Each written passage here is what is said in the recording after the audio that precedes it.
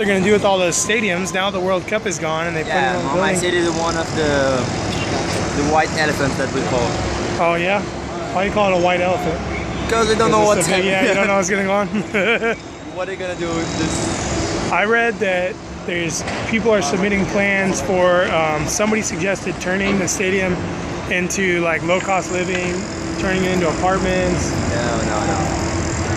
It's let me see. Dollars. What do you think will happen? $200 million. Oh my goodness, that's a lot. No, it's not the most expensive. We have $5 million stadiums. Wow, $500 million. That's ridiculous. Yeah. So guys, I'm not sure what the extending project is. I mean, I was looking at that sheet and that was pretty.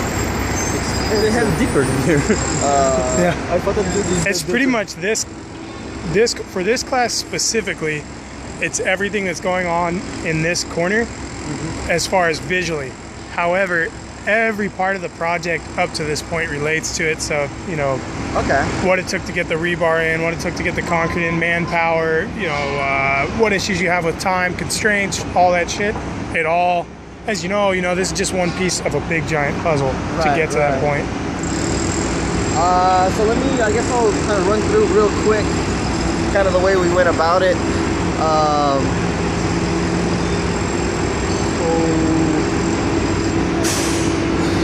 Back in like about May or so, we started driving these soldier piles. I think they're about 18s by, I don't know the exact number. Around about 45 feet long to about 60 is the range. That's what I'm seeing right there, right? With all the white and green paint on it? That's this same thing. That's this thing right here. Okay. The longest ones are going to be right here at where that future tunnel is going to go. And then the next longest ones are going to be on C Street. Did you say future tunnel? Yeah, so the plan originally was eventually this building's going to get knocked down. Yeah, it looks like it. And then it's going to be like a little park area. And then underneath that, underneath the street, we're going to have a tunnel for the inmates to go to the other building, the jail, I think. But that's cool. Yeah, that's not going to be ours. That's another. I don't know if they're still like. That's still planning stages, bids, and all that. Yeah. That's gonna be a lot. So they're gonna have to do like a tunneler, right? Or do you think they'll just tear up the whole street? I'm not too sure. I've heard tunneling. I know originally we talked about trenching it out, but then you'd have to have this building. Yeah, you'd have to knock the whole thing down before you did anything. Yeah. So this building here is going to replace that building. That is a hideous building. Yeah, it's real ugly. There's a lot of like little stuff, like back in the 70s that they weren't really planning on. So security-wise, it's not that great. It looks like all the worst parts of Russia. So, drove all these piles, drilled them, set them, grouted them in place. You probably see these guys chipping away somewhere at them. But at the same time, about all around the perimeter, we drilled these, that way right there, wells, about 2 foot in diameter. Dumped some PVC pipe in there, gravel, and then there's a pump that way at the bottom of it. So all those connect to this main manifold here. There's about 21 all the way around the perimeter of the site. And this is the, I think Tomas was saying like 400 to 500 gallon per minute, is it? Per minute, yeah. Per minute, yeah. Oh yeah. If we can walk by there, you can see both those tanks are full of water. And so we got those all discharging to the culvert that's across the street. We had a trench across so they could run pretty much 2 miles out to the... oh, wow. So part of the constraint on that was we had to get the permit. Or there's a permit in general for the whole area. Sure. For everyone who discharges to the stormwater. And then, you go through this whole process of testing, showing that your levels are fine. And you get kind of like included within that permit process, and you have to monitor the water that you're pumping out to make sure it's fine. We actually came up a little bit high on chlorine, So we had to start Really? throwing in these. Yeah. Naturally, or is it discharge from here came up? I believe it's natural. Wow. Or else it's yeah. If it's not natural, I have no idea. Yeah, where the fuck would it come from? Yeah, we're pretty much pulling in water from all of the downtown area because just I think water was probably about where those maybe about twice as high as that guy. So we've sucked out all that water. Wow, that's crazy. Yeah. So that's a lot of water. Whenever we first started pumping, it was about 800 gallons per minute. If not more. And that was like a tiny baby straw for this big. Yeah. You want to talk difficulties that we've encountered? We had like an aquifer right there where that tree level is. So right when we were getting to the bottom, we had about 2 feet left to excavate, and we started hitting groundwater. Oh, shitty. So we had to drill some like local wells. That's where those 2 PVC pipes are right Oh, yeah. And they're coming down into there. Yeah. So that was a pain in the ass. And that, you didn't expect that coming into this. That was like unknown, right? Yeah. It was one of those things where it's like you really can't expect, like these wells go down 60 feet and 90 feet. So we're planning on having it all bone dry. So that was an issue. The other issue, you see those panel board, the formwork that they're doing? Yes. So we're cutting at a 1.5 to 1 slope. Okay. Per the plans for the concrete. But and that's that has to be that way for that rebar. Right. But the slopes themselves can't maintain. They have to have a 1 and a 1, 1.5 to 1, or a 1 to 1. I think it's 1.5 to 1.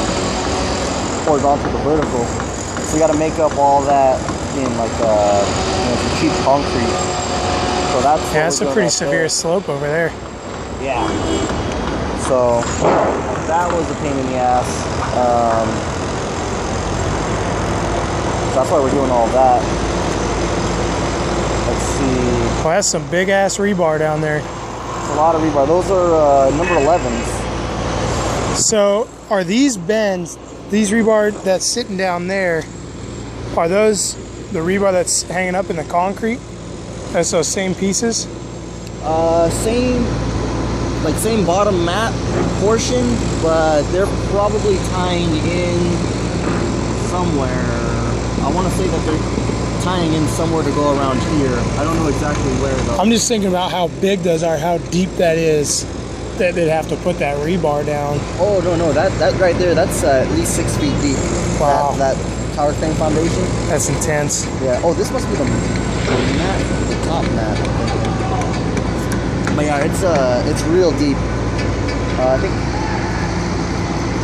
part that right there, we got a sewer injector. That's about 15 feet deep or so.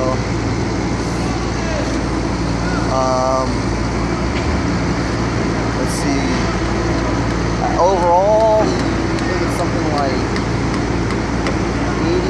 83,000 cubic yards of dirt that we ended up, or we're going to eventually have hauled out of here. That's a shit ton. Yeah, and boy, that's a lot. Yeah, and about 15% of that was contaminated or California hazardous. So that you have to take to Yuma? Yep. Yuma, where is Copper Mountain? That's, oh, okay. That's the name of the facility. I don't remember what state it's in, but it's expensive. So I work at Richard Brady, and we did a rehab project, and we pulled dirt, and it was contaminated, but it was like, minuscule. It's from, they dumped gas in it in like the 70s. Yeah. And it's like this tiny baby, but if you're like 0.0001 over on anything, they're like, nah, fuck that dirt. And it was the only place that let us drop it is Yuma. So we'd have to bring in, 20 trucks a day, and then that was it. Load out what you could. And 3-hour drive to go dump it, 3 hours back. There's only so much you can do with that. It was a real pain in the ass. But that was only 1,000 yards. I can only imagine at 83,000, that's a lot of scheduling you got to figure out, a lot of headache. It was a lot of headache, and the biggest headache about it was